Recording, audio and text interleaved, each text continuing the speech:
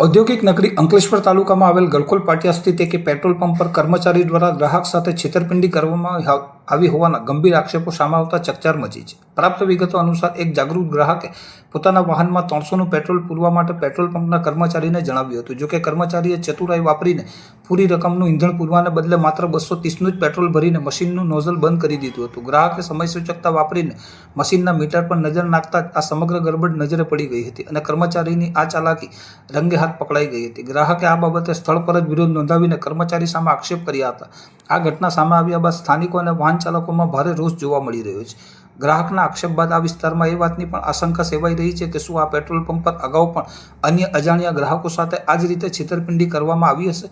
ઉતાવળમાં કે ધ્યાન આપ્યા વગર પેટ્રોલ ભરાવતા અનેક વાહન ચાલકો રોજબરોજ આવી ઠગાઈનો ભોગ બનતા હોવાની શક્યતાને નકારી શકાય નહીં. આ મામલે સંબંધિત તંત્ર અને તોલમાપ વિભાગ દ્વારા સઘન તપાસ કરવામાં આવે તેવી લોકમાંગ ઉઠી રહી છે, જેથી ભવિષ્યમાં કોઈ ગ્રાહક સાથે આવી છેતરપિંડી ન થાય. આ ઘટનાને પગલે આમ જનતા અને ગ્રાહકોને પણ વિશેષ અપીલ કરવામાં આવે છે કે જ્યારે પણ પેટ્રોલ પંપ કે ડીઝલ ભરાવવા જાઓ ત્યારે મીટર શૂન્ય છે કે નહીં તેમજ મશીન પર દર્શાવેલ આખરી રકમ અને લીટર પર ખાસ નજર રાખવી, જેથી કોઈની ચાલાકીનો શિકાર બનવાથી બચી શકાય.